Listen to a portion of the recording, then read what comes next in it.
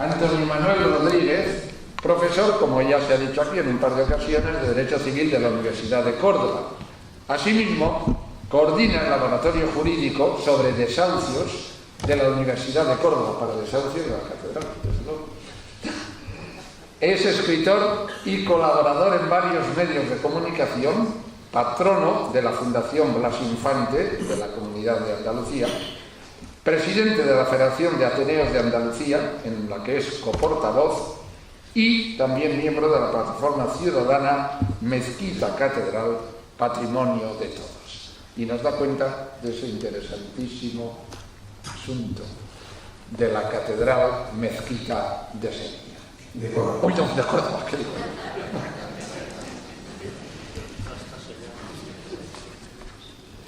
Es de obligado cumplimiento el dar las gracias a la plataforma en defensa del patrimonio navarro por invitarme, por el lujo de compartir mesa con Mariano y con el profesor Alejandro Torres, con Carlos, por supuesto, y especialmente con vosotros y con vosotras. Porque cuando en la última pregunta se decía hay que difundir. Para difundir es necesario que vosotros y vosotras, permitidme que os tutee, acudáis a actos como este. No es fácil difundir mensajes cuando hay obstáculos en los medios de comunicación para acceder, aunque lo que se esté diciendo sea tan evidente como lo que estamos defendiendo. De hecho, creo que estamos viviendo malos tiempos cuando tenemos que defender lo evidente. Y si eso ocurre y lo evidente no se ve, y hace falta que abandonéis nuestras casas y que en lugar de la comodidad que seguramente estarán disfrutando mucho y muchas, estéis aquí.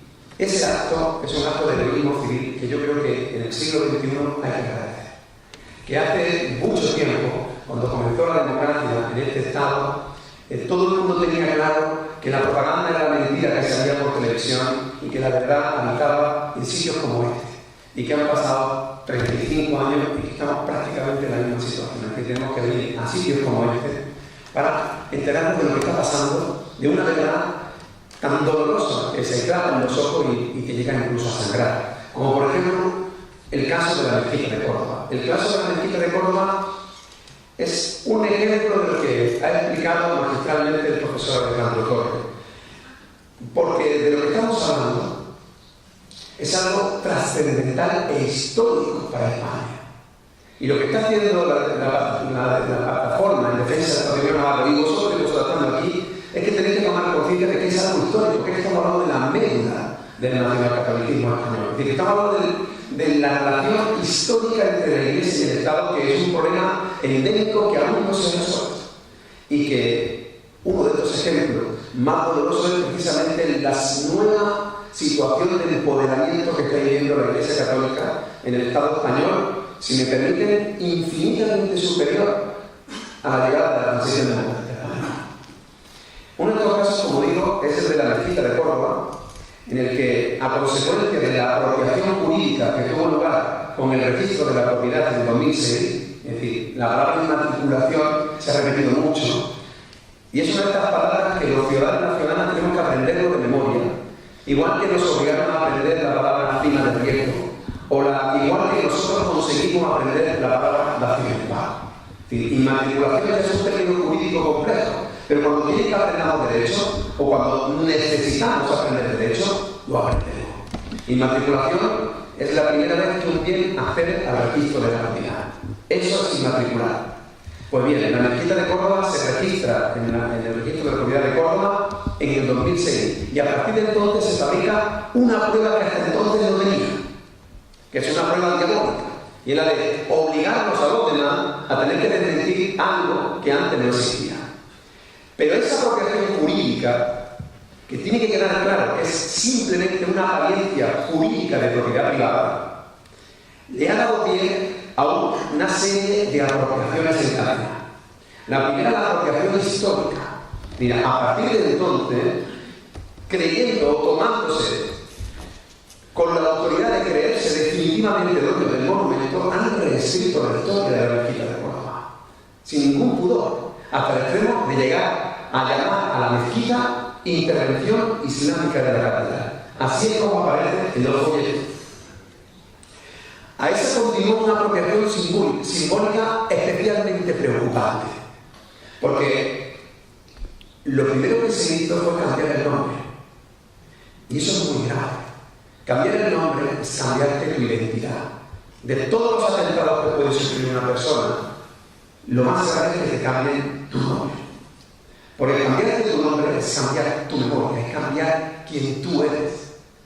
Y eso fue lo primero que se hizo con el monumento al que universalmente se conoce con el nombre de Mezquita de Córdoba. Estoy completamente seguro que todos vosotros llamáis Mezquita de Córdoba. Mundialmente no hay medio de comunicación que se refiera al monumento con el término Mezquita de Córdoba. Incluso los medios de comunicación más reaccionarios, los que más han defendido la titularidad de la Iglesia Católica como uños y dientes, la llaman Mezquita de Córdoba. Pero el Papa la llamó Catedral. Y ese cambio de nombre está poniendo en grave riesgo su declaración como Patrimonio Mundial por la UNESCO. Porque la Mezquita de Córdoba fue declarada Patrimonio Mundial no solo por lo que es, sino especialmente por lo que significa. Porque es por sí misma un símbolo de concordia entre religiones y culturas. Y a esa le sigue la más, si me permiten, sangrante por directa, que es la aportación económica de la que hablaba hace nada el profesor Alejandro Torres. Porque es un auténtico negocio. Se puede calcular que el Obispado de Córdoba percibe entre 9 millones y 13 millones de euros al año. Nos gustaría saber cuánto, pero claro, es que ni las cuentas son públicas, ni están obligados a declarar, ni están obligados a ir al registro mercantil, y aunque en efecto no son donativos, sino son entradas, incluso admitiendo que estén sujetos, están exentos y no declaran. Y si declaran, no sabemos qué declarar. En consecuencia, todas estas apropiaciones las están haciendo porque tuvo como origen la inscripción en el registro de la propiedad. He dicho desde el principio que supongo que todos conocen la Mezquita de Córdoba y supongo que incluso muchos de vosotros y vosotras habéis ido a la Mezquita de Córdoba. ¿Sí? ¿Es así? Pero si ustedes van y compran una entrada, lo que aparece es la Catedral de Córdoba. Esa es la entrada para acceder al monumento. En ninguna parte aparece la palabra Mezquita de Córdoba. El cambio de la denominación, repito, que es especialmente grave. Porque, por ejemplo, ni el mismísimo Papa se atrevió a cambiar el nombre al Panteón de Roma. Y el sultán de Constantinopla tampoco lo hizo con Santa Sofía, que era una basílica bizantina y después con una mezquita, pero es la mezquita de Santa Sofía. La Mezquita de Córdoba es su denominación popular, su denominación universal, es la que todos conocen. Mezquita Catedral es la que defiende la plataforma. ¿Por qué? Porque es un nombre más ecuménico, porque es su realidad arquitectónica, porque es cierto que hay una catedral y es cierto que hay una mezquita, que físicamente hay una mezquita. Imaginen, por ejemplo, un frigorífico que empieza a utilizarse como librería. Y metemos libros en el frigorífico. Y ahora alguien te pregunta por un libro y dices, ¿acerca de la librería? Y cuando va a la cocina dice, yo no lo veo, pero está allí, no crees que eso es un frigorífico, no, eso es una librería antiguo frigorífico. Así como se le llama ahora, recientemente, por el obispado a raíz precisamente de la movilización social. La Mezquita de Córdoba no ha dejado de ser una mezquita porque físicamente es una mezquita, porque tiene un mihrab, porque tiene un minarete, aunque se haya muerto, y aunque hay un esfuerzo descomunal por cristianizarla, no ha dejado de ser una mezquita y además una catedral. Lo que no es, en ningún caso, es solo catedral. La catedral es solamente una parte física del monumento. Además, en verdad, hay dos catedrales, una construida por Isabel de Castilla y otra con el permiso de Carlos I. Pero para mí lo más importante es que no todo es catedral, pero todo es mucho más que una mezquita.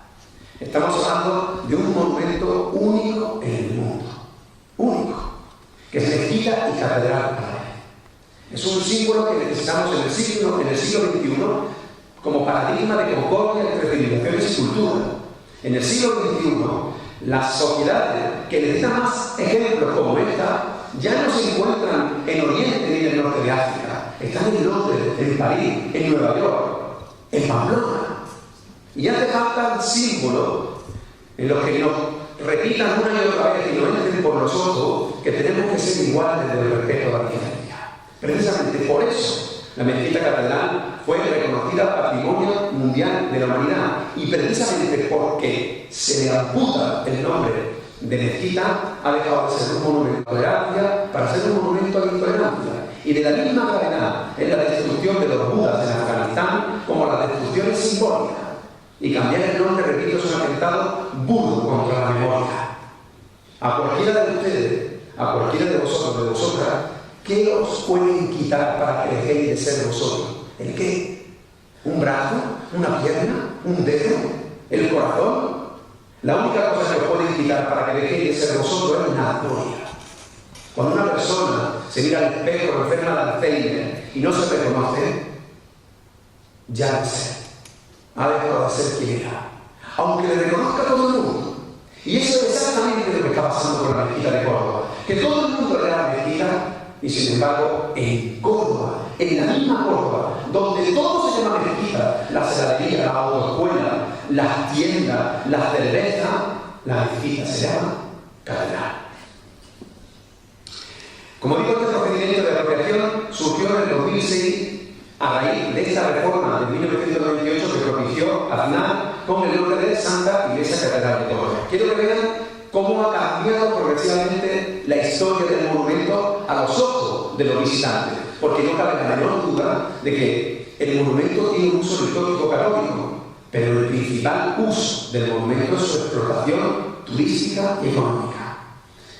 En las primeras días se hablaba de mezquita catedral, y en las últimas, aproximadamente sobre el 2006, se hablaba de iglesia catedral antigua mezquita, como si dijéramos librería antiguo frigorífico. Pero este es el folleto que se reparte hoy. Y no aparece la palabra mezquita por ninguna parte. Se llama Catedral de Córdoba, Iglesia Madre de la Diócesis. Y como ven en el margen de la derecha, que es el que se dedica a la historia del islámico andalusí, por la que mereció, sin lugar a dudas, la calificación de Patrimonio Mundial por la UNESCO, tal como aparece en su expediente, a la mezquita se llama Intervención Islámica de la Catedral, que es como llamar a un río de intervención hidráulica de una presa. Esta es la contraportada de ese folleto en el que la parte final se dice, por poner algo, porque la belleza, al igual que la verdad y la bondad, es un antídoto contra el pesimismo, una invitación a buscar la vida, una sacudida que suscita la nostalgia de Dios. Este es el documento científico que acompaña a cualquier visitante que entra a la mezquita de Córdoba. Ni aparece la palabra mezquita, pero es confesional. Y yo creo que todos los que están aquí presentes, utilizando sencillamente el sentido común, convendrán conmigo en que la gestión monumental no puede estar en manos de canónigos, porque al final colocan el velo transparente de la consagración, y con el velo transparente de la consagración quieren ocultar lo que es obvio. Y eso se puede conseguir. La gestión tiene que estar en manos de científicos, de historiadores, tiene que ser pública y por supuesto transparente. Quiero que vean cómo se inmatriculó la mezquita, que no sea un discurso teórico, sino que todo lo que ha explicado Alejandro ahora me toca que lo vean con sus propios ojos. Esta es la escritura, esta es la hoja de registro de la mezquita de Córdoba en el registro de la propiedad número 4 de Córdoba. Quiero que vean que el registrador de la propiedad, para llamar al expediente, para ponerle un nombre, para que el chico o la chica que trabaja allí vaya a buscarlo, quiero que vean cómo lo llamó. Mezquita de Córdoba. Como todo el mundo lo conoce. Sin embargo, el nombre que le puso el obispado fue Santa Iglesia Catedral de Córdoba. Así como se llama en el registro de la propiedad la mezquita de Córdoba. Si lo leyera, coincide exactamente con lo que ha explicado el profesor Alejandro Torres. Es decir, no hay ningún título de propiedad, sino una lectura confesional de la realidad. Habla de la Reconquista, que es algo que ocurría en los libros de historia que estudió mi padre, pero es un término absolutamente desechado por todas las universidades de prestigio del planeta. Habla de Reconquista de Fernando III el Santo, y sobre todo lo más grave, que la mezquita se convierte en catedral porque, lo pueden leer, a ver, voy a intentar, no, demasiado complicado, pero en mitad del texto aproximadamente dice, porque trazan con un báculo sobre una faja de ceniza extendida en el pavimento en forma de cruz diagonal las letras de los alfabetos griego y latino, y esa fue la expresión litúrgica y canónica de la toma de posesión por parte de la Iglesia. Es decir, la mezquita de Córdoba pertenece a la Iglesia Católica por consagración, y el título de propiedad es arrojar ceniza en el suelo y tratar por un báculo una alfa y omega. Esto no lo estoy inventando, eso lo están viendo ustedes con sus propios ojos. Y por supuesto, libre de carga, al 100%. Pero con las limitaciones, dice, del 206 de la ley hipotecaria, que es el artículo del que estamos hablando. Así que brevemente, desde un punto de vista jurídico, voy a reiterar algunas de las ideas que dijo el profesor Alejandro Torres, pero voy a centrarme en algunas que sean más concretas de la mezquita de Córdoba. La primera, la más importante, la que todos ustedes tienen que tener muy claro: inmatricular no significa en absoluto que el bien que se registra sea tuyo. Porque acceder al registro no es tuyo.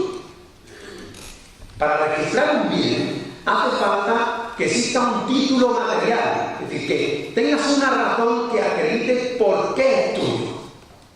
En este caso, como habéis podido comprobar, el único argumento es la toma de posesión. Es decir, que un obispo a sí mismo dice que es suya porque la poseyeron arrojando ceniza en el suelo y tratando un alfa y omega. Es decir, no hay un título de material, porque si existiera ese título material, lo hubieran aportado. Y eso es muy importante que todo el mundo que está aquí presente lo sepa. Si hubiera existido un título de propiedad, un título de compraventa, una donación, cualquier escritura pública, la habrían presentado. Pero no lo hicieron así. Y no lo hicieron así porque utilizaron exactamente los artículos de los que hablaba el profesor Alejandro Torres. Es decir, artículos que permitían una inmatriculación express. Artículos que pertenecen a una época franquista. Artículos predemocráticos y artículos manifiestamente inconstitucionales. Uno que equipara a la Iglesia Católica con la administración pública y otro que equipara a los obispos, a los diocesanos, con fedatarios públicos. Eso que acabo de decir es burdamente inconstitucional. En un Estado que se autoproclama aconfesional, que dice en su artículo 16 que ninguna confesión tiene carácter estatal. Es tan burdo que me duele que los poderes públicos no se pronuncien sobre eso desde hace ya mucho tiempo. Porque estoy completamente seguro que si por ejemplo, lo hablábamos antes del pasillo del profesor Alejandro Torres, si una mujer quisiera abrir una cuenta corriente en el banco y le dijeran en el banco que no, que necesita el permiso del marido, estoy completamente seguro que si esa mujer acude a cualquier organismo público, cualquier organismo público le diría: ¿y en qué norma se basa? Pues una norma de 1972, eso es inconstitucional. Pues igual de flagrante, de burdo, de manifiesto, de tosco, es comparar la Iglesia con una administración pública. Y no hace falta que el Tribunal Constitucional lo diga. Lo que hace falta es que los poderes públicos, en lugar de defender a la Iglesia Católica, defiendan a la ciudadanía y defienda al pueblo que somos nosotros, que estamos visitados. Este es el artículo 206, no se lo voy a leer, pero equipara a la Iglesia con el Estado, la provincia, el municipio, etc. Y el 304 del reglamento hipotecario, que tratándose de ley de la Iglesia, dice que las edificaciones pueden ser expedidas por los diocesanos respectivos. Pues bien, ¿cómo atacar estas normas? Estas normas son predemocráticas y son inconstitucionales. En consecuencia, como son predemocráticas, están derogadas por la Constitución de 1968. Es decir, estamos hablando de dos normas que están muertas desde 1968 y que están esperando que se levante el acta de defunción. Nada. Pero ¿cómo se levanta el acta de defunción? Pues se puede levantar de varias formas. Una, es cierto, es que el Poder Legislativo, en una reforma legal, diga que tiene carácter retroactivo. Eso no va a ocurrir por la mayoría absoluta que tiene el Partido Popular en el Congreso de los Diputados y el Senado. La otra vía, ya que comentaba el profesor, y es que se ataque la inmatriculación, que no se ataque por el fondo, sino que se ataque por la forma.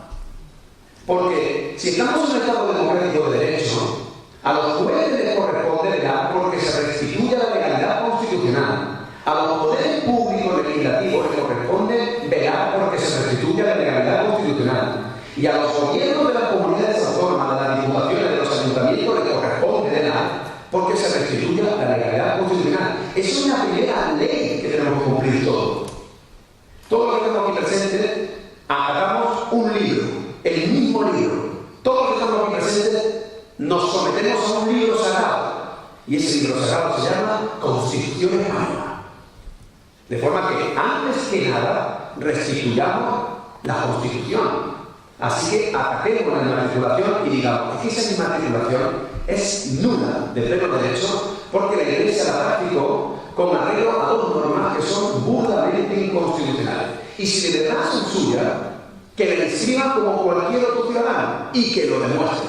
Porque lo que ha ocurrido es justamente lo contrario, dar la vuelta como un calcetín y ahora somos nosotros, los ciudadanos, que tenemos que demostrar que el bien es nuestro, cuando lo que ha ocurrido es que se ha fabricado una prueba de la que antes se carecía.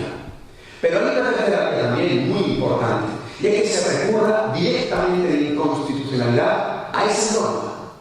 Porque esas normas, aunque están derogadas, pueden ser atacadas directamente desde el Tribunal Constitucional. Hay precedentes.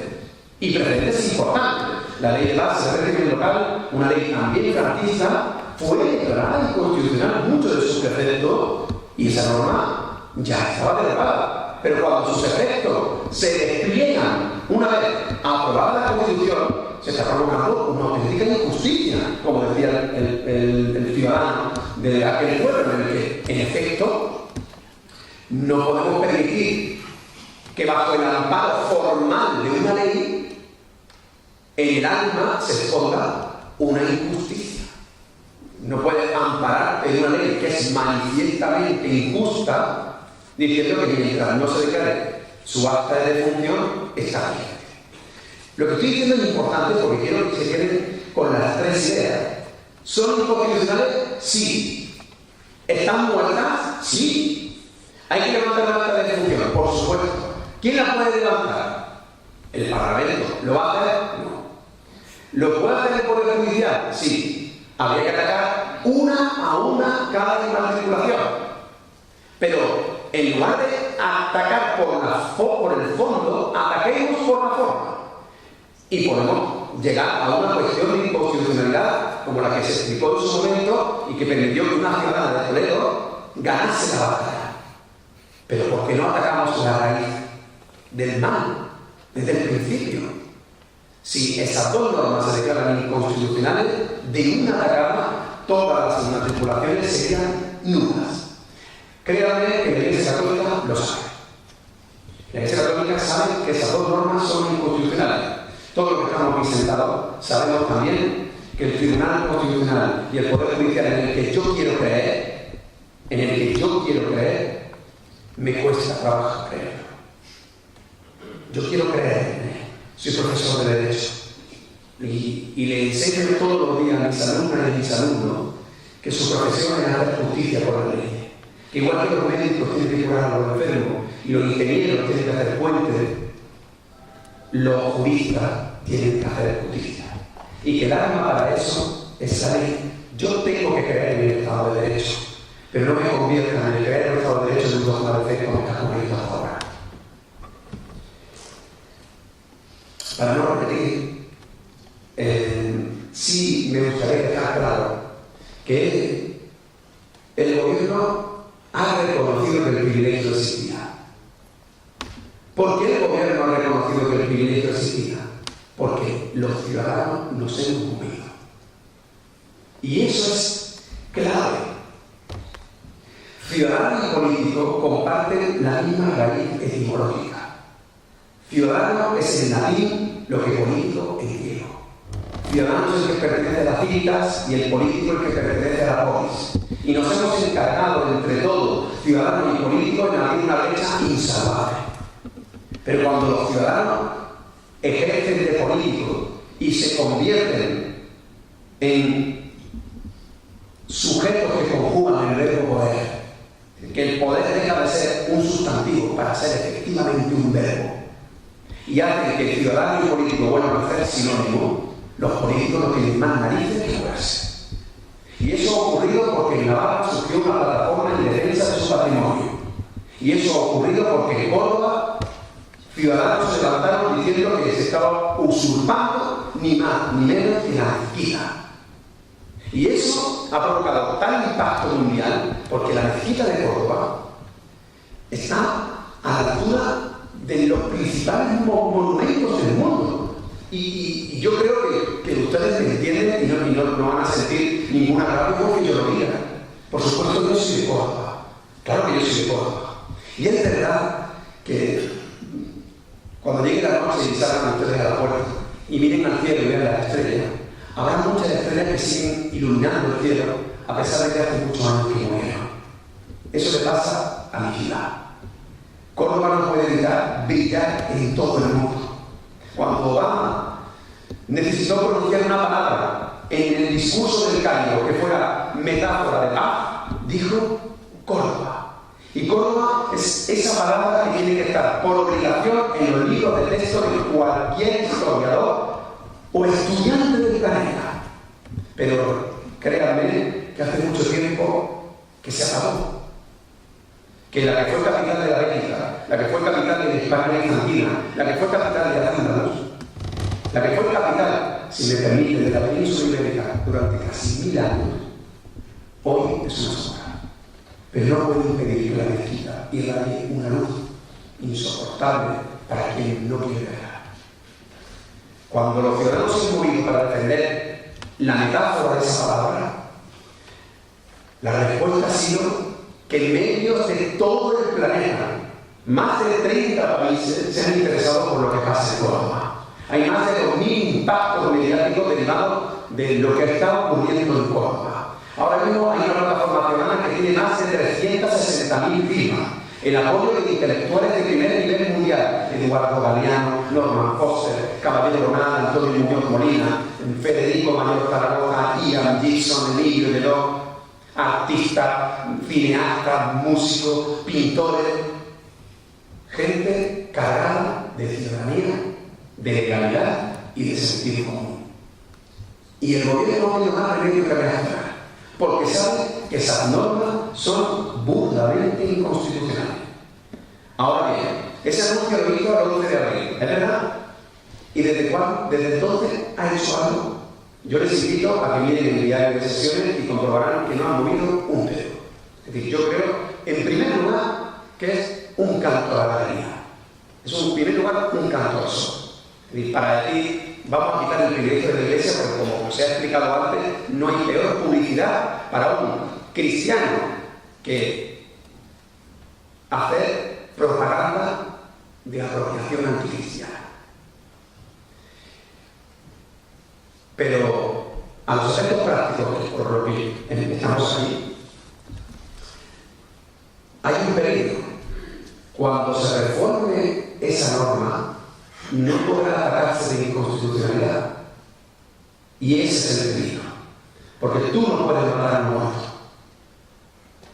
De forma que es urgente que los poderes públicos se movilicen para atacar el problema por la raíz y que promuevan ese recurso de inconstitucionalidad. Nosotros lo vamos a intentar desde Andalucía, pero queremos ir de la mano de la plataforma de defensa del patrimonio navarro para que ocurra también en Madrid.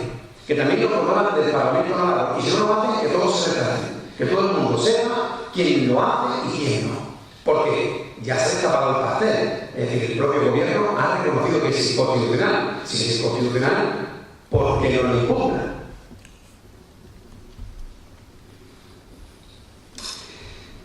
Me gustaría dejar claro para cuánto tiempo me queda. Bueno, digamos 3 minutos. Vale. ¿Le vale? Ponemos 5. 5. Bueno, en 5 minutos voy a decir lo siguiente. Luego, en las preguntas habrá tiempo de ampliar. No. En 5 minutos voy a decir lo siguiente. Primero, voy a intentar explicar muy brevemente por qué la mezquita es nuestra. ¿Por qué la mezquita de todo? La mezquita de todo porque siempre ha sido de todo. Porque hay un gran problema mental. Es como si hubieran instalado un chip, un sistema operativo que nos ha hecho creer que la función religiosa, que el uso litúrgico convierte a todo bien que toca en propiedad de la Iglesia. La consagración no es una forma de adquirir la propiedad, se lo prometo como profesor de Derecho Civil. Vayan a su casa, compren un código civil, miren el artículo 609 y verán que la consagración no sirve para adquirir la propiedad. Pero lo que estoy diciendo es muy importante, porque muchos y muchas se han creído que cualquier bien que esté afecto a un uso litúrgico pertenece a la Iglesia. No. ¿Por qué? Porque pertenecerá a la Iglesia si es suyo y podrá estar afecto al uso católico o no. Porque también pertenece a la Iglesia la casa del sacerdote y la casa del sacerdote está afecta al uso litúrgico porque la casa del sacerdote ya no tiene que pagar IBI. Pero eso es lo que está pasando. Gracias al movimiento de la plataforma de defensa de la Patrimonio navarro y de la mezquita de Córdoba, nos estamos enterando que también hay inscritos su nombre en muchas iglesias de Sevilla que pertenecen a la hermandad y ahora se están enfadando porque la hermandad también es iglesia. Eso es otra pregunta. ¿Las hermandades son iglesias? ¿Qué es la iglesia? La iglesia de San Pablo de Córdoba también se la apropió el obispado y la orden de los claretianos se la arrebató en el Tribunal Supremo. ¿Las órdenes religiosas también son iglesias? Es que quiero que lo entiendan, y es complejo. Las hermandades son iglesias, las órdenes religiosas son iglesias, las diócesis son iglesias. Bueno, pero resulta que entre las 3 se pelean, pero al final las 3 no van bien. Las 3 convierten su propiedad en sucursales de otro Estado, que es el Vaticano. Y yo creo que a todo el mundo se le pondría los pelos de punta si cualquiera de las propiedades que están en Navarra pertenecieran a Rusia, o pertenecieran a Francia, o pertenecieran a Ruanda, Burundi. Por eso quiero que sepan qué es lo que está pasando ahora. Y pertenecen a otro Estado. Son consulados del Vaticano en Navarra. Y termino advirtiendo de un gran problema, porque si no me da tiempo y es una pena que no pueda contar el que los bienes, como por ejemplo la mezquita de Córdoba, siempre han pertenecido a las estructuras políticas del tiempo en que se construyeron.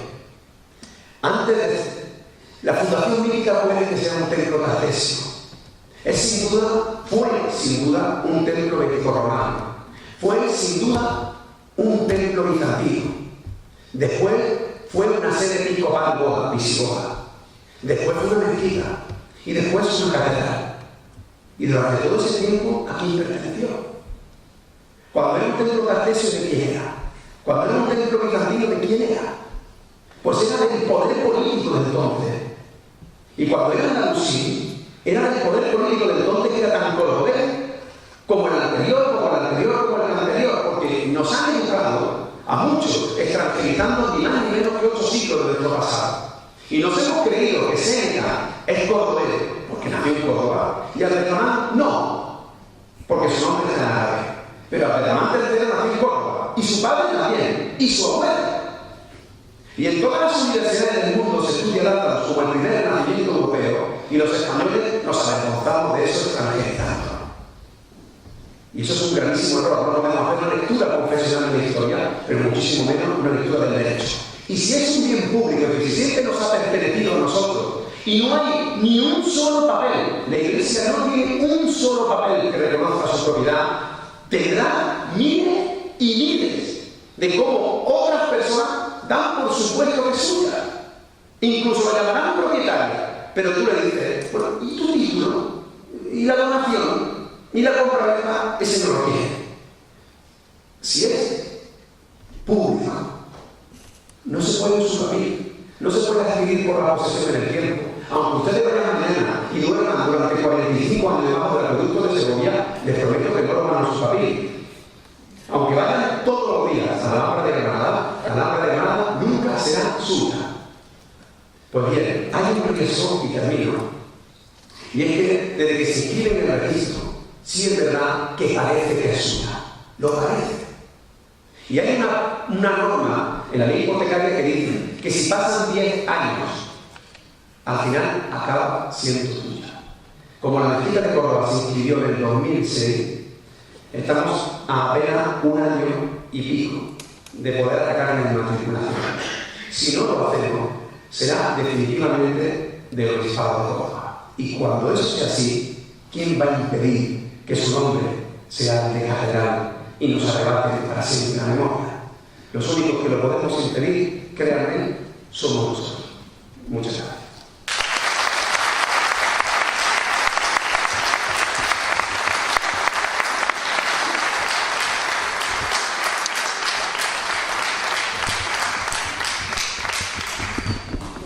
A la salida tendrán ustedes a su disposición un artículo de Antonio Manuel sobre el tema que han tratado. Luego lo pueden llevar y disfrutar. También tienen, esto ya a la venta, el libro sobre la plataforma. Bueno, el tiempo avanza, no cabe duda, pero los ponentes están dispuestos a contestar a todo lo que ustedes quieran o a oír lo que quieran decir. Primero, vamos a ceñirnos en lo posible a temas relacionados con la mezquita de Córdoba. Lógicamente están relacionados y no vamos a ser puntillosos en separar.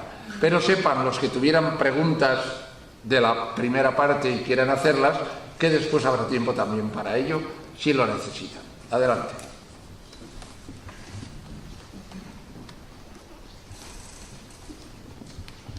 Sí, yo tenía una pregunta referida a la mezquita de Córdoba y luego, si hay tiempo, otra referida acercando más al tema de la Navarra. Respecto a la mezquita de Córdoba, me ha parecido interpretar que la actual doctrina de la Iglesia a este respecto dice que la historia, de todo el trayecto de la historia de la Catedral de Córdoba, de la Santa Iglesia Catedral de Córdoba, hubo un periodo en el que fue mezquita. Claro, si eso es así, y aceptando incluso que arranquen únicamente desde que existía la Basílica de San Vicente y luego el periodo en el que se compartió la función de iglesia con la de mezquita, hasta que al final, cuando el crecimiento de la ciudad, etcétera, etcétera, hace que se reedifique y ya se edifica solo como mezquita, claro, en ese caso concreto yo creo que está claro que para cualquier, por ejemplo, cualquier historiador del arte, está muy claro que hoy en día hay una diferencia muy clara entre lo que ocurrió con la mezquita respecto a la iglesia de San Vicente respecto a lo que ha ocurrido luego con la catedral posterior cristiana hacia la mezquita. Y lo explico muy claro, desde un punto de vista patrimonial, material, artístico e incluso, me atrevería a decir, inmobiliario, de la Basílica de San Vicente no queda nada, o casi nada, por lo menos reconocible dentro de la actual mezquita. Mientras que dentro de lo que se considera hoy en día catedral sí que se reconoce perfectamente la mezquita, artísticamente, etc.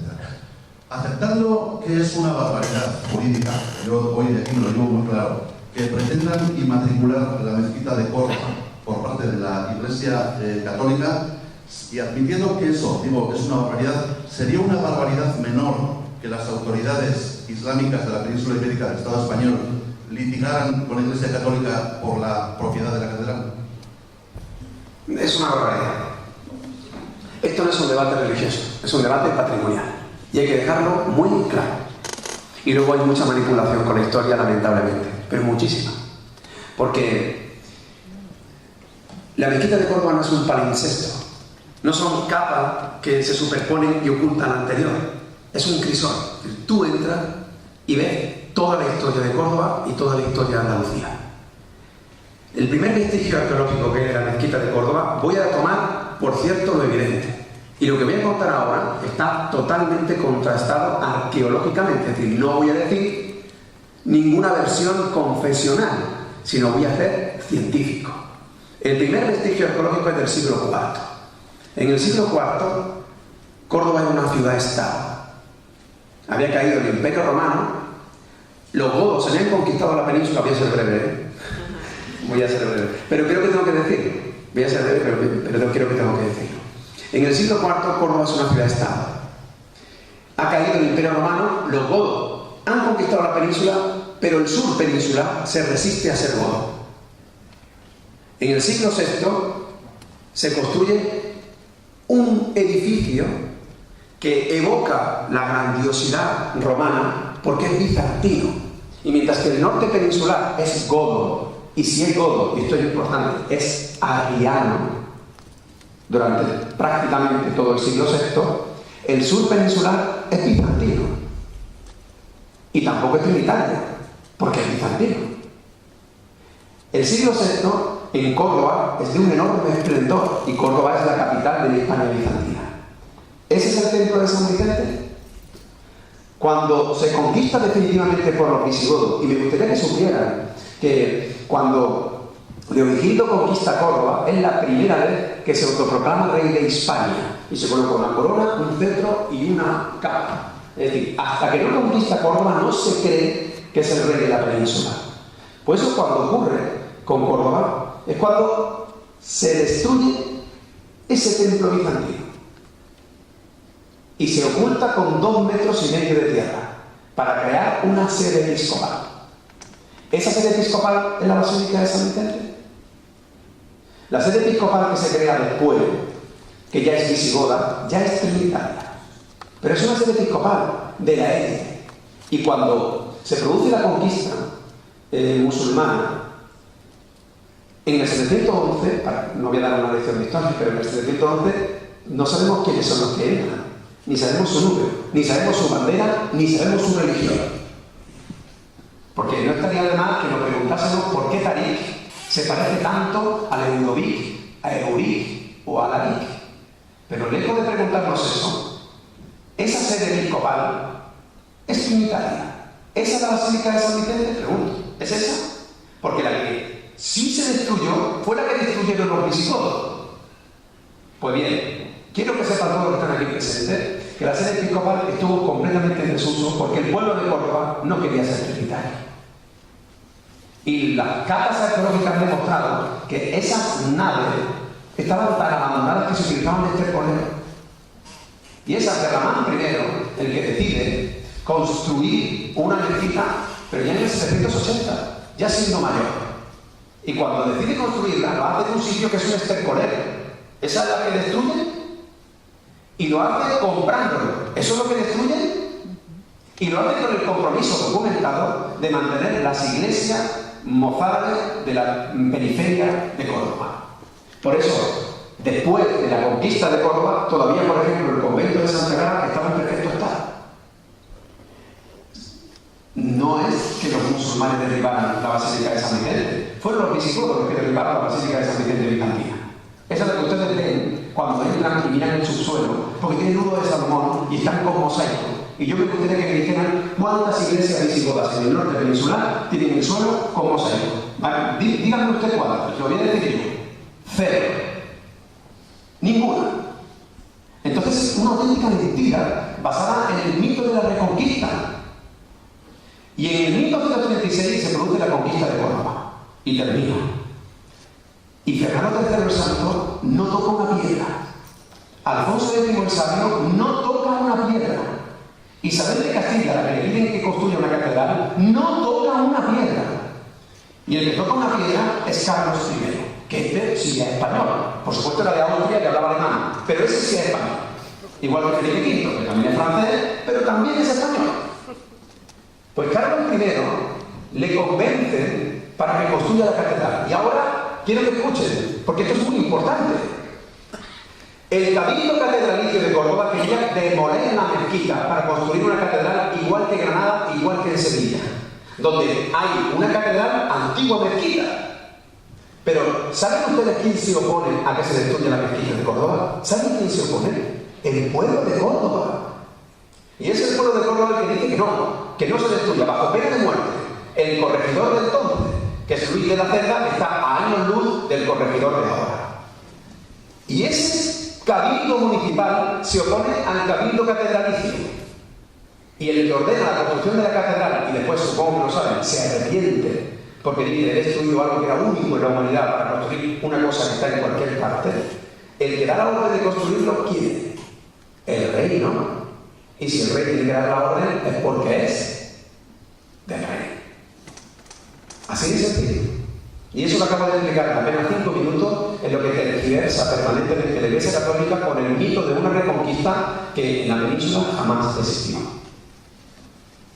Yo quisiera, un poco de acuerdo con lo que antes ha señalado, yo diría que hoy lo que ha conseguido la Iglesia es el culmen de lo que probablemente, según un filósofo que lo mencionará a ustedes, el Uta Clarán, que es profesor de la Universidad de Nueva York, cuyo trabajo comenta otro escritor que ustedes también conocerán, Jorge Mahfoud, que es uruguayo, y comenta diciendo lo siguiente: la Iglesia Católica, el nacionalcatolicismo, consiguió quitar el mayor momento de esplendor cultural y del hiperpensamiento que hubo en España.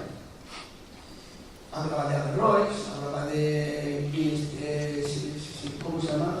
Bernard Platón, que de alguna forma eran mundialmente reconocidos como grandes genios. Aquí nos lo han ocultado. En la escuela jamás nos sonaban los señores. Era una cultura digna de tenerse en cuenta. Bien, a partir de que se rompe esto y de que no conocemos en España, salvo algún caso especial como White, el inglés y poco más, no conocemos, se puede decir que en España no ha existido hiperpensamiento, no ha existido, digamos, filósofos de altura, no ha habido pensamiento, con la muerte precisamente de la cultura árabe. Y esto sería, para mí, el culmen de lo que pretendió el famoso imperio con el nacionalcatolicismo, por supuesto, destruyendo la gran cultura. Vamos, es una opinión que habría que hablar mucho sobre ella, pero que me gustaría también.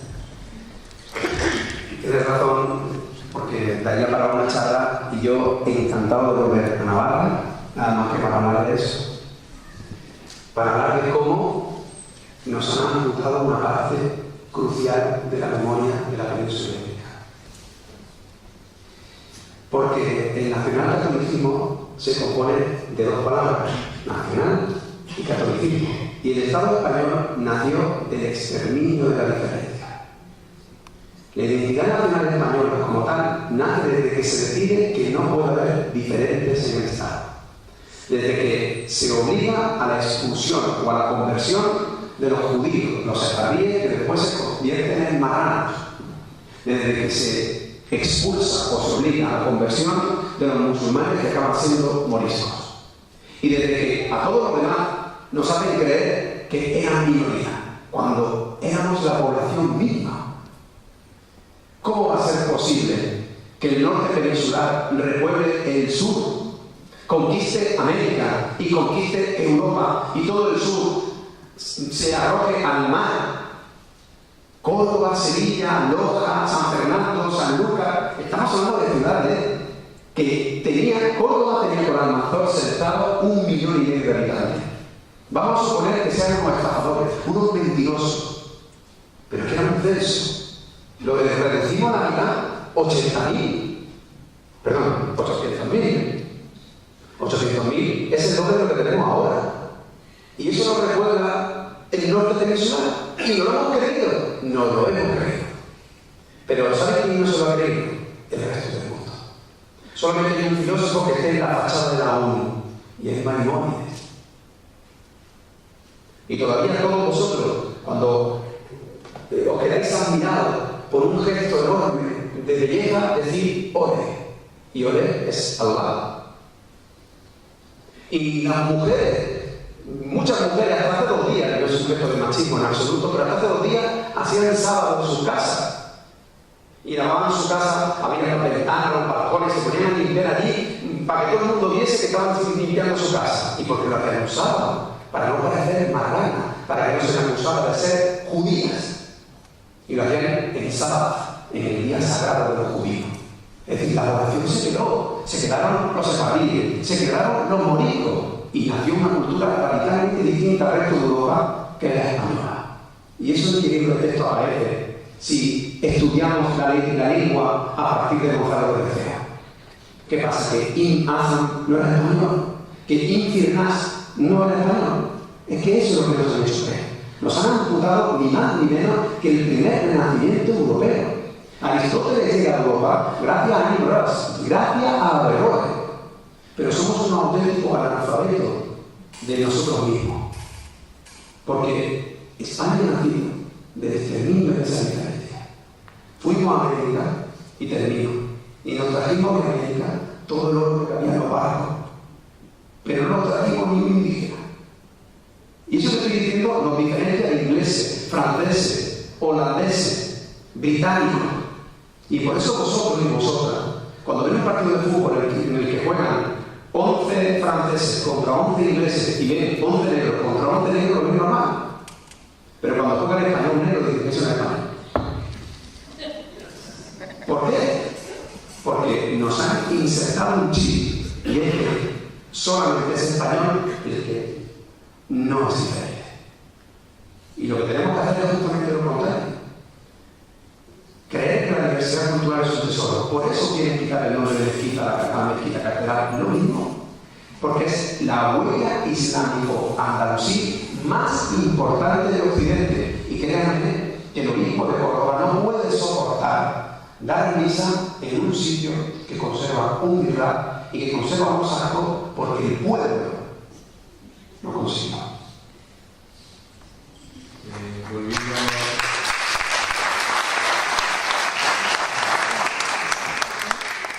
Volviendo al siglo XXI, pero recordando también que Abderramán III llevaba sangre navarra,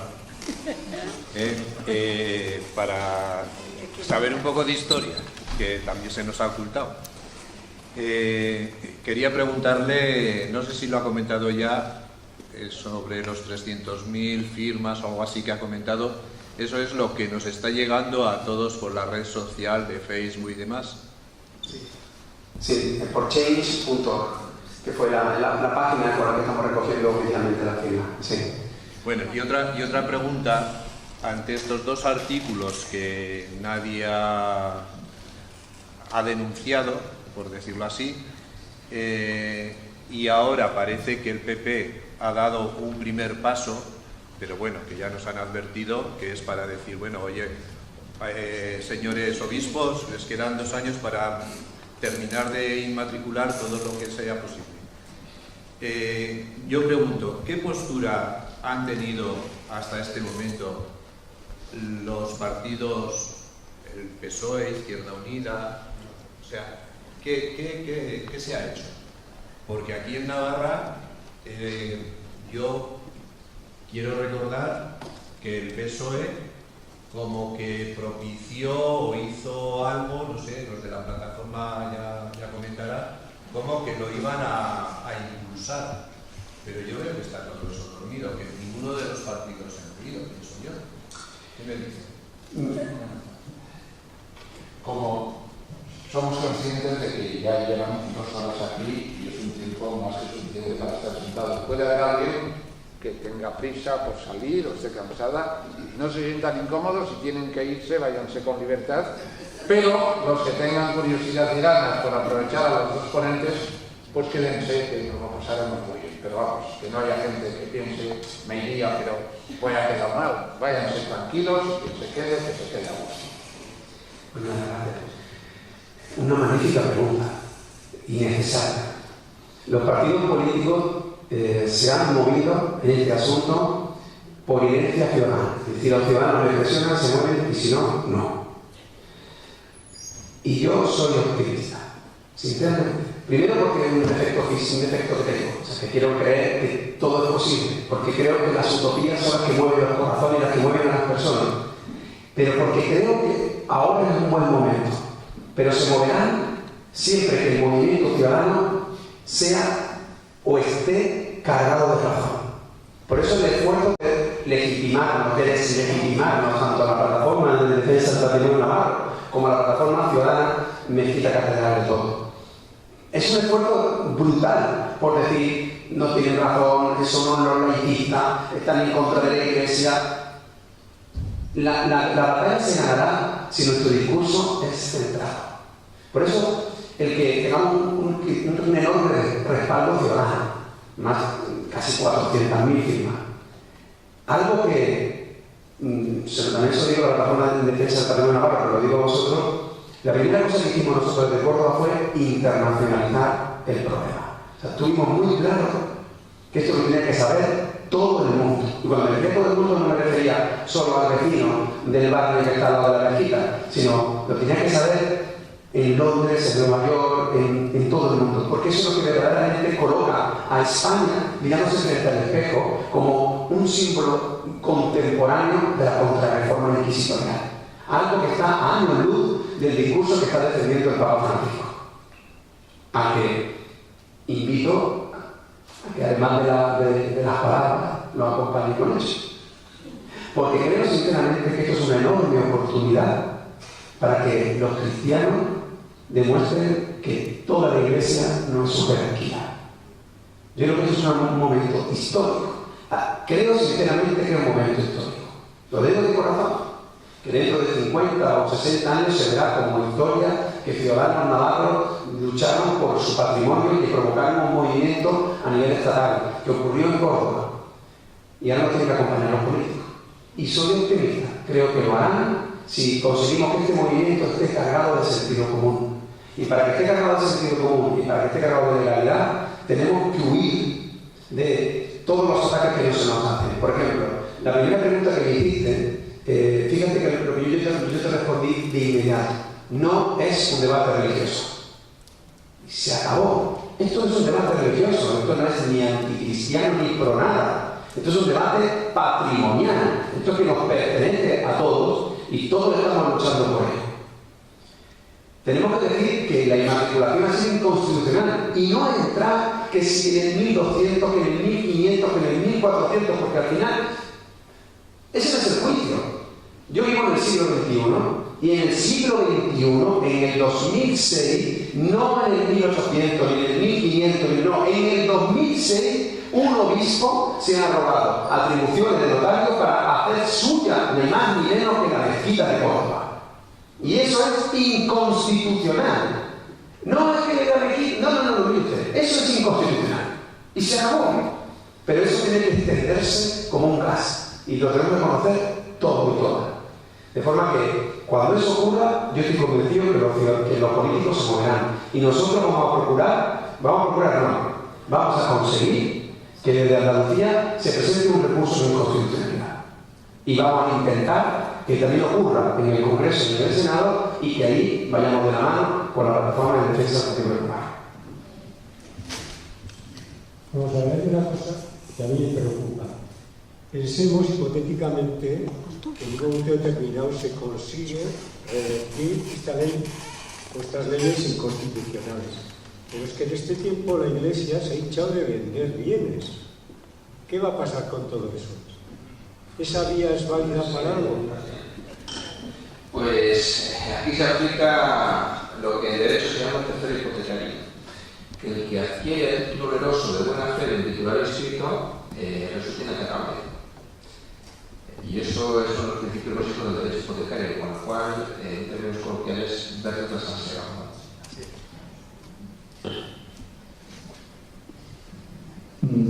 Acercando el tema a Navarra, entre todo lo que se ha inmatriculado, hay, claro, tipológicamente hablando, hay multitud de elementos, ¿no? Si nos venimos a la arquitectura religiosa, por ejemplo, pues a las catedrales, basílicas, ermitas, etc., ¿no? Uno de los del tipo de iglesia que más abunda, sobre todo en toda la franja central de Navarra, son los señoríos, ¿no? El señorío de Oriz, el señorío de Chalaz, el señorío de Liberri, en fin, hay muchos. Desde un punto de vista tipológico no hay una diferencia. Por ejemplo, la iglesia del señorío de Oriz y la iglesia de Gergitiain son perfectamente asimilables en el tiempo, en la tipología, etcétera, etcétera. Sin embargo, la iglesia ha puesto mucho cuidado en no inmatricular iglesias de señoríos. Desde un punto de vista jurídico, ¿veis vosotros alguna diferencia? ¿O obedece a algún otro tipo de motivo más prosaico? Yo no conozco ese caso. ¿Quieres a motivo prosaico? ¿Te refieres que los privados tendrían mejor capacidad de defensa que lo público? Por ejemplo.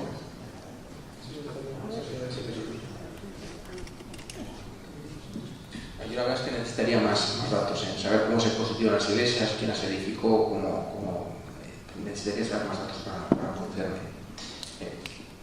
O sea, a lo mejor una pista puede ser el hecho de que los señoríos se aceptan como propiedad privada y pertenecen pues a la corte de Gendulain o a la Duquesa de Alba, que también tiene propiedades en Navarra, mientras que a lo mejor las iglesias de un pueblo, por ser propiedad originariamente de todos, en algún momento dado también ha llegado a pensar que lo que era de todos no era de nadie. Sí, esa puede ser la explicación.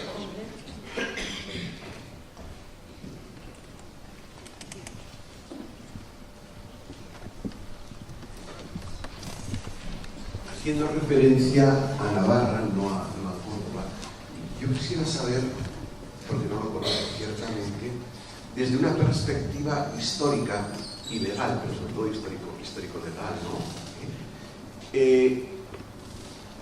¿Ha existido la propiedad, el concepto de propiedad de bienes eclesiásticos pertenecientes, claro, decimos la Iglesia, a la jerarquía, al obispado en general? ¿Esto ha existido? ¿Y por qué hasta ahora se comienza a tratar de legalizar, de titular la propiedad privada de los bienes eclesiásticos? Y tantos siglos que han estado aquí las instituciones eclesiásticas, ¿por qué no lo han hecho? ¿O tenían título de propiedad? ¿O cómo era la cosa?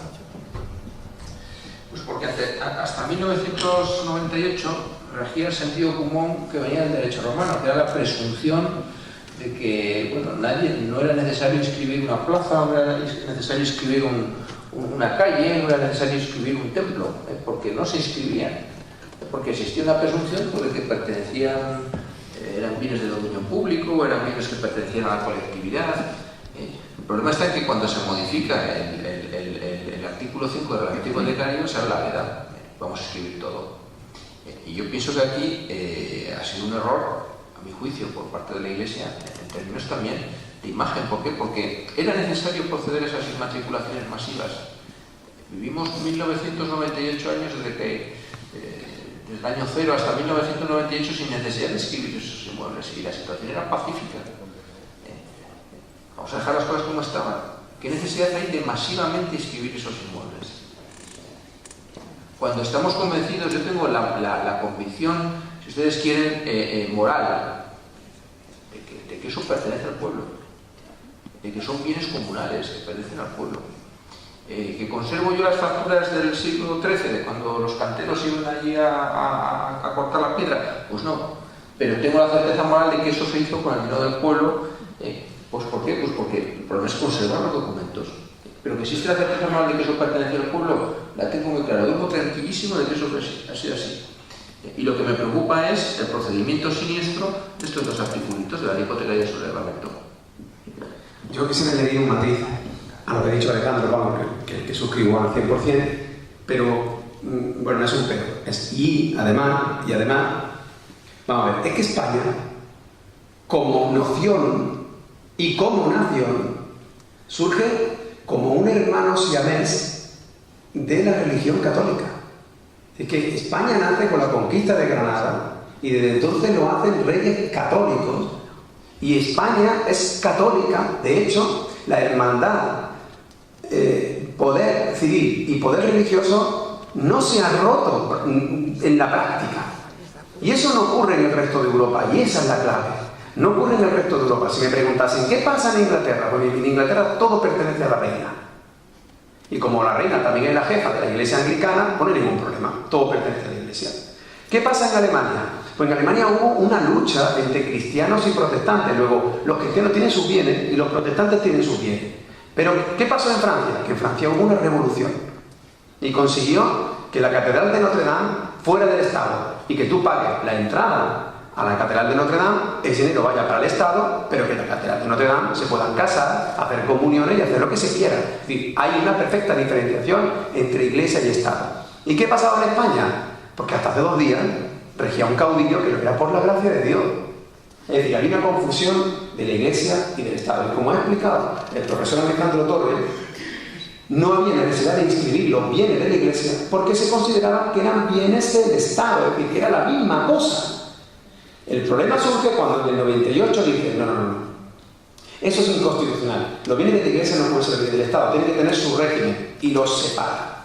Y se crea la perversión de hacernos creer que todo lo que usa la Iglesia pertenece a la Iglesia católica. Y ese es el error, porque todos los bienes religiosos pertenecen a las confesiones que la hacen. Yo le voy a hacer unas preguntas muy obvias. A principios del siglo XX se encontró en Córdoba una sinagoga. ¿Una sinagoga? ¿De quién es? ¿De quién es? ¿Alguien me lo puede decir? Pues ¿sabéis de quién es? Pues del Estado. Imagínense de quién es una mezquita. ¿De quién? ¿Existe una jerarquía islámica? No existe. Por eso los países árabe-islámicos tienen tantos problemas porque les pasa algo parecido a lo que nos está pasando en España, que hay una confusión de iglesia y Estado. Porque no hay... ¿Pero qué ocurre en España? Pues la verdad es que formalmente somos un Estado confesional, pero en la práctica no. Sí, perdón, hay 3 caballeros que han pedido la palabra, pero aquí hay una señora que también la ha pedido. Ya va siendo hora de... Aquí detrás. Sí, aquí. Sí, la cuarta. Aquí. Nada, rápidamente. Os quería preguntar si el procedimiento judicial para la recuperación... Quería preguntar si habéis comenzado para el tema de la Catedral de Córdoba todo el procedimiento judicial. ¿Os está esperando a la iniciativa popular o no? No, es que solamente lo puede hacer la Junta de Andalucía. Si dependemos de la Junta de Andalucía, era que le corresponde la tutela del monumento por la ley de patrimonio del Estado. Y entonces es la única entidad que puede atacar la inmatriculación. La única. Entonces, la inmatriculación, es decir, atacar concretamente el registro. Habrán escuchado, no sé si lo han escuchado, si no yo lo digo, que se utiliza de forma perversa la palabra expropiación. No, pues nadie. ¿Alguien ha escuchado que yo haya dicho la palabra expropiación? ¿A que no? No se puede expropiar lo que nunca ha sido de la Iglesia. Simplemente es nula, se retrotrae la situación en 2006 y ya veremos lo que ocurre en el 2006, a ver quién presenta una titularidad, o simplemente se reconoce como pública, o ya se busca un estatuto singular, porque quiero que sepan que de nuestra plataforma lo que reivindicamos es tan revolucionario. Fíjense qué revolucionario, ¿no? Fíjense lo que decimos. La mezquita Catedral de Córdoba ni es la Alhambra de Granada ni la Catedral de Pamplona, sino las 2 cosas a la vez.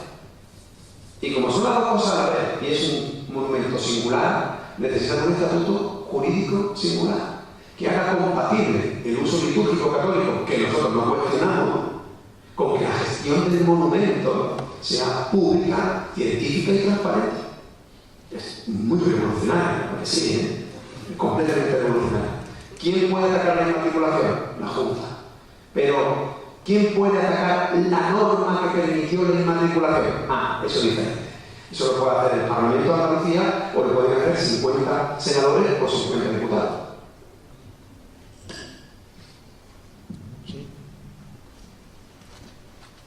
Pues solamente he escuchado la segunda intervención de Antonio. Me parece que se están suscitando cuestiones muy interesantes en este debate. Yo, contestando a una persona que ha comentado aquí, lo del poder privado frente al poder religioso, yo asistí a un pleito aquí cerca de Pamplona entre una familia noble y la diócesis de Pamplona. Pleiteaban por una iglesia, por un monumento del siglo XVI. Al final, el noble se quedó con el edificio y la diócesis desnudó interiormente por completo todo el ajuar litúrgico, retablos, mobiliario, etcétera, etcétera. Pero el edificio es el señor conde de Landurán. Después, otra cuestión que yo considero muy importante es que dentro de lo que es la educación de los sacerdotes, ya que ellos manejan todo lo de los símbolos, lo de la ceniza y demás, pues deberían tener un poco más de formación, al menos en historia y en historia del arte. Porque he visto con mis propios ojos el expolio al que han sometido a nuestras iglesias desde, y precisamente y penosamente, a partir del Concilio Vaticano II. En mi pueblo pues, hubo una revolución en la iglesia para pagar la calefacción. Se quitó y se vendió y malvendió cantidad de figuras de escultura del siglo XVI, XVII. Y bueno, pues otra cosa que he hecho, que me ha venido a la mente al escuchar sobre el debate sobre la famosa mezquita de Córdoba, es que aquí en Navarra, afortunadamente, tenemos una joya procedente de Córdoba, que está en el Museo de Navarra, afortunadamente propiedad de todos los navarros, y que fue readquirida, mejor dicho, a la iglesia en un momento rocambolesco, cuando habían robado esta joya, que es la Arqueta de Leire, mal llamada Arqueta de Leire, que antes fue un ajuar de una princesa navarra que se la casaron con el hijo de Almanzor, Almaric. Todas estas cuestiones, todo esto, nos hace ver que las cosas y el patrimonio es del Estado y de la gente, no de la Iglesia y no de otras instancias. O sea, es que nos pertenece, no pueden decir que no, porque quien lo ha mantenido ha sido la gente, tanto las iglesias, las casas, etcétera, etcétera. Nada más.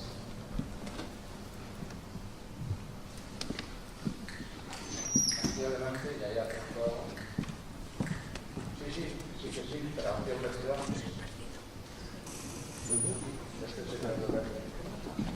quería hacer una observación a lo que ustedes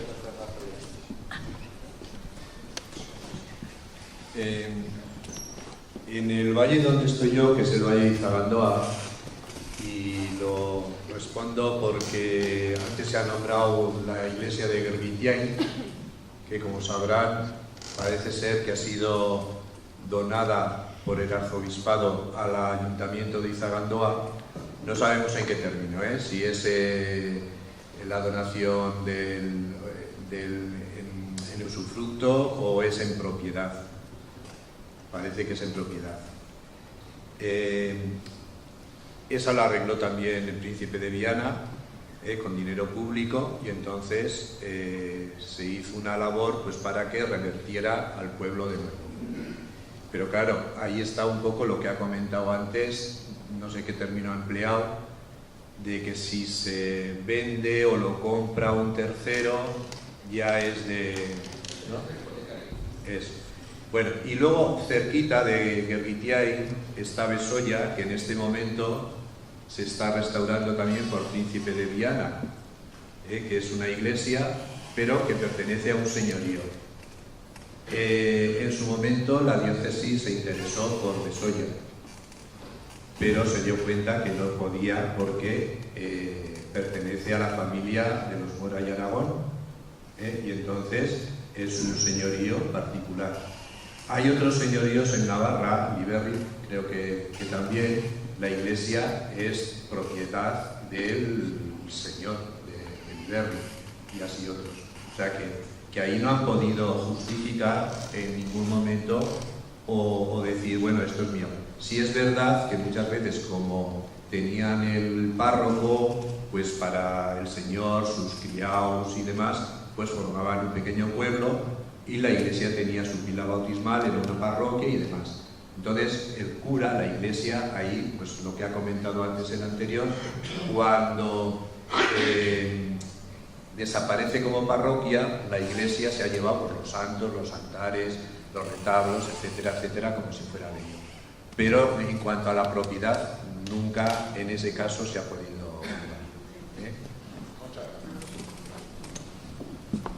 allí al fondo, hecha esta aclaración, ahí al fondo.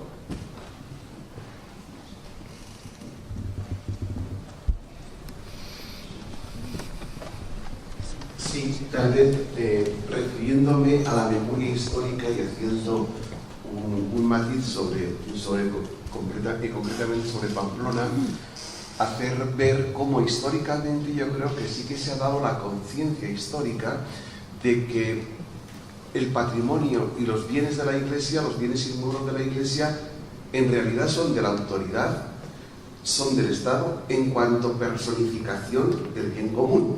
Por ejemplo, el año de 1767, por una pragmática sanción, Carlos III pues expulsó de Pamplona, de todas partes obviamente, también de América Latina, a los jesuitas. Y entonces eso convirtió el convento, lo que se llama la calle Compañía actualmente en Pamplona, lo convirtió en seminario conciliar. Luego con las guerras carlistas llegó a ser hasta cuartel y todo esto. Y en el siglo XIX, en tiempos cuando ya dominan los liberales, en tiempo de Mendizábal, del ministro de Hacienda, en Pamplona los edificios más grandes eran conventos. Estamos hablando de franciscanos, estamos hablando de dominicos, que había sido universidad, estamos hablando de la Merced, estamos hablando de carmelitas, que han dado nombre a las calles y a los barrios de Pamplona. Pues de un plumazo todo esto se desamortizó. O sea, el Estado asumió estos bienes como propios. Claro, lo que pasa es que en un primer momento los convirtió todo en cuarteles, ¿no? Pero tenemos esa historia. Y ciertamente en Navarra ocurre lo que estaban comentando de iglesias de ciertos patrimonios nobiliarios. Y esto se remonta al siglo IX y al siglo X, se suele llamar el siglo de hierro y siglo oscuro, en que en realidad los bienes eclesiásticos en cierto momento, por el sistema feudal, que es un sistema contractual de vasallaje, eran propiedad de los nobles, tanto las catedrales como los monasterios, como estas cosas, eran propiedades de laicos. Y la Iglesia romana enfatizó, ayudados por los monjes de Cluny y otros monasterios, el problema de las investiduras, de volver al alumbramiento de esto. Pero ese sentido de propiedad viene de ese tiempo. Bien, tenemos que... La última intervención, la ha pedido la palabra, perdón. Mira, con esta intervención terminaremos. En respuesta también a la anterior pregunta del compañero sobre la razón de estas inmatriculaciones en este momento, aunque sea una especulación, pero es evidente para mí que en un cálculo nada evangélico, sino puramente crematístico y humano desde el punto de vista del bien, de los bienes materiales, a la diócesis, a la diócesis de Pamplona, no le interesaba pleitear, enzarzarse con familias nobles y de rango abolengo aquí, como los condes de Vendulain, o la familia Mora y Aragón, etc., por unas poco más que capillas, pequeñas ermitas. Entonces, eso nos sirve además para entender la falsedad, y gracias al profesor Torres y a Antonio Manuel Rodríguez por lo de no dejarnos engañar, cuando en determinados medios de prensa nos ha dicho la portavocía del arzobispado que la plataforma está intentando engañar, transmitiendo, ¿verdad?, una falsa situación, ¿no? No nos dejemos engañar con lo que han dicho de que ante los tribunales han ganado todos los casos. Eso es una verdad nada más que relativa. Evidentemente, si llegas a un acuerdo extra legem fuera de los tribunales con la familia de los condes de Vendulain o del marqués de la Real Defensa o la familia Mora y Aragón, etc., y si reconoces también tras bambalinas que una doble inmatriculación, como ha sido el caso del pueblo de Aranguren, había un representante del pueblo aquí que se ha tenido que marchar y ha reconocido que esa doble inmatriculación no tenía razón de ser y por lo tanto, después de lanzar el guante, se lo ha tenido que recoger él mismo del suelo y comérselo. Evidentemente, no llegan a tribunales esos casos, así ganas todos los que llegan, claro, porque te has retirado de los que sabes que vas a perder. Entonces, la explicación, o creo yo que una contestación a la pregunta que hacía este compañero de por qué la Iglesia ahora, pues por un cálculo puramente pragmático y crematístico. ¿A dónde se le puede sacar tajada? Para no dará la propiedad técnicamente la inmatriculación, pero te da posibilidad de hipotecar, permutar, etcétera, etcétera, cantidad de operaciones. Y entonces ante terceros, después de vender la casa del cura, se han ingresado unos emolumentos y ya no puedes ir contra ese tercero. O sea que yo creo que está clara la explicación. Sí, a mí se me ocurre una explicación también con las iglesias de señorío que se ha planteado, ¿no? No, las iglesias de señorío, es un problema que hay de hecho no son las iglesias particulares, es decir, las iglesias privadas. Las iglesias pueden ser particular o privadas, una propiedad privada suya, o pueden ser iglesias que hacen una donación o que la construye el propio clero, acaba siendo propiedad de la iglesia. Y en los económicos perfectamente que puede haber una iglesia particular privada. Un ejemplo muy sencillo: la Duquesa de Alba tiene un palacio, el Palacio de Liria, en el centro de Madrid, en el cual hay una capilla, y no hay duda de que la dueña de la capilla del Palacio de Liria es la Duquesa de Alba. En el caso de las iglesias de señorío y las iglesias particulares que han pertenecido a la nobleza, a mí se me ocurre que puede haber una explicación, y es que normalmente hay archivos en los que claramente está documentado que eso es una propiedad privada. El problema es los bienes comunales. ¿Quién conserva las familias? Y es lo que a mí me da la sensación de que eso le puede haber la doble distinción. Debe haber un motivo de oportunidad política, ¿no? Enfrentarse a la nobleza, pues a lo mejor no merece la pena. Pero a mí, más que un motivo de oportunidad política, se me ocurre que está mucho mejor documentada la propiedad en el caso de las elecciones de señorío, y por eso es mejor meterse por el propio partido. Pero claro, cuando hay bienes comunales, que es lo que está pasando en muchos de los bienes escritos que están reivindicando los pueblos, ahí la carga de la prueba es mucho más difícil. Que yo normalmente estoy convencido que de esas instituciones que hay muchas que son bienes comunales, eso lo tengo clarísimo. ¿Sí, Terminamos con las palabras del presidente de la plataforma. Yo quería simplemente poner aquí el deber de Isabel Ondoa. La Iglesia ahora puede ser que esté tomando un camino severinamente maligno, más maligno.